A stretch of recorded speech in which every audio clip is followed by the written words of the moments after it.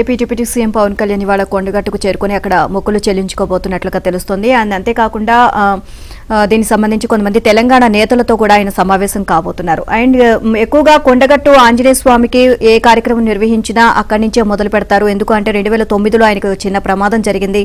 ఆయన్ని కాపాడింది అక్కడ కొండగట్టు ఆంజనేయ స్వామి అని చెప్పేసి ఆయన మొదటి నుంచి కూడా నమ్ముతారు. అందుకే ఏ కార్యక్రమం నిర్వహించినా సరే ఫస్ట్ కొండగట్టు ఆంజనేయ స్వామి వద్దకు చేరుకొని అక్కడ ప్రత్యేక పూజలు నిర్వహించిన తర్వాత ఆ కార్యక్రమాన్ని నిర్వహించడం జరుగుతుంది. ఇప్పుడు దీనికి సంబంధించి కూడా ఆయన దాదాపుగా మొత్తం ఏపీలో హ్యాట్రిక్ సాధించడంతో మొత్తం కూడా అందరూ విజయం సాధించడంతో దీంతో కొండగట్టుకు చేరుకొని ఆయన మొక్కులు చెల్లించుకోవడం జరుగుతుంది. రైట్, మీరు అంటున్నట్టుగా అంటే ఏపీ నాకు జన్మనిస్తే తెలంగాణ పునర్జన్మనిచ్చింది అంటూ కూడా పవన్ ఎప్పుడు కూడా చెప్తా ఉంటారు. సో ఈ నేపథ్యంలో కూడా ఆంజనేయ స్వామిని కూడా ఆయన దర్శించుకోవడానికి ఈ రోజు వెళ్తున్న పరిస్థితి చూస్తే AP deputy CM Pawan Kalyan ఇవాళ కొండగట్టుకు వెళ్లనున్నారు.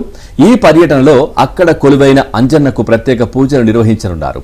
ఇక పవన్ టూర్ కు తెలంగాణ జనసేన నేతలు భారీ ఏర్పాట్లు చేస్తున్నారు. హైదరాబాద్ మాదాపూర్లోని ఆయన నివాసం నుంచి రోడ్డు మార్గం ద్వారా కొండగట్టుకు పయనమవుతారు.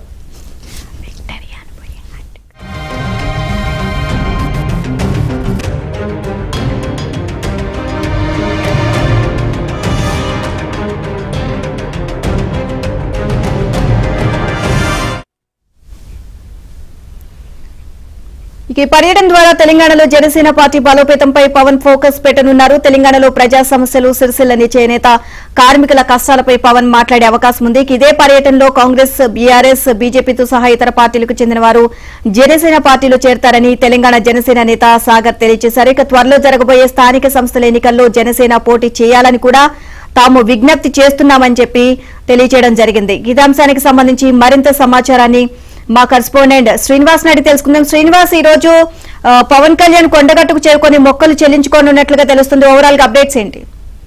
సో మొత్తంగా కొండగట్టు ఆంజనేయ స్వామి పవన్ కళ్యాణ్ ఇంటి ఇలవేల్పుగా భావిస్తున్నారు. గతంలో ప్రజారాజ్యం సందర్భంగా తెలంగాణలో పర్యటిస్తున్న సమయంలో ఆయన విద్యుత్ ఘాతానికి గురయ్యారు.